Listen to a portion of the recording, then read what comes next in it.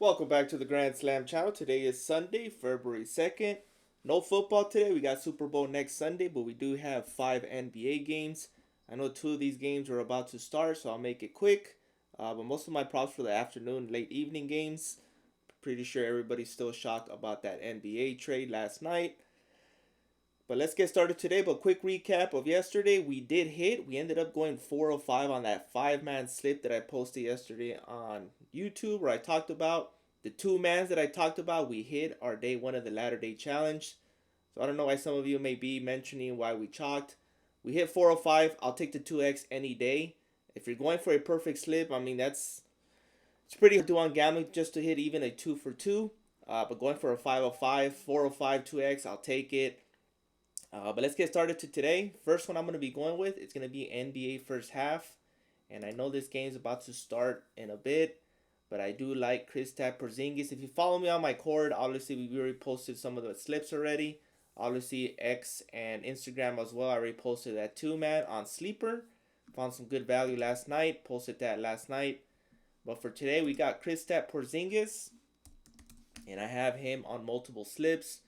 I am be taking the points. This is for a 3:10 afternoon game, so hopefully you guys get this in. Anything for first half for Kristaps, I expect him to bounce back. The fantasy score just got bumped. It was at 18 last night. It's all the way up to 19. So his points and PRA are the two favorites that I like. Next one I'm going to be going with, and that is a first half as well, and that is PJ Washington.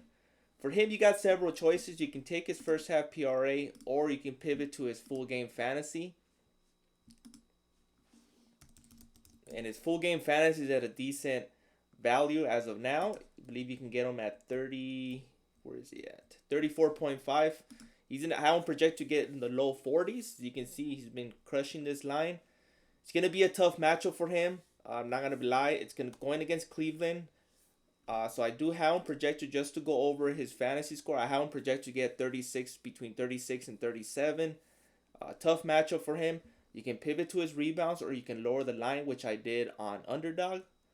You can also lower the line on Chalkboard and Sleeper as well.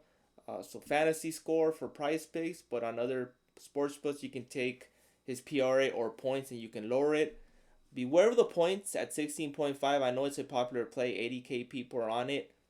Last night when the props were posted, it was still at 16.5. The fact it hasn't changed and 80K people are on it and it's still at 16.5 worries me. So pivot to his rebounds or his fantasy score. I think he's going to get about 15, 16 points. I mean, he can obviously go over this line. But this is one of the tactics that price picks do when they don't move the line, especially from the night prior, and the line's still the same. So you can see it is a popular play. It's actually the number one popular play. So beware of that. I'm going to pivot to his first half PRA. Next prop I like is Derrick Jones. And for him, I took him on Sleeper and Underdog. But right here, you can take him. You can take his rebounds at 4. I pivot to his Chalkboard. You can get him at 4.5. You can get his assists and rebounds at 4.5. But right here, you can get him at 4. On Sleeper, you can get him at 3.5. So shop around, but right here on PriceWix, I do like it at 4. You got push equity. How I'm projected to get about 5 to 7 rebounds, especially against Toronto. So I have 4 rebounds. This is definitely get bumped to 4.5, so beware of that. Hopefully you guys get that in. I know that's one of the games is about to start. Next one is Derek White, and I got some excellent value. If you follow me on my cord, we posted that last night. We got him at 20.5 PRA. He's all the way up to 22. If you're okay with the bump, take the over. I have him projected to get in the mid-20s, especially against Philly. I did take his points at 13.5. So the fact that this got bumped 1.5 since last night, I suggest you pivot to his points, or you can play it safe and take his Gobby points at 9.5 for a higher payout.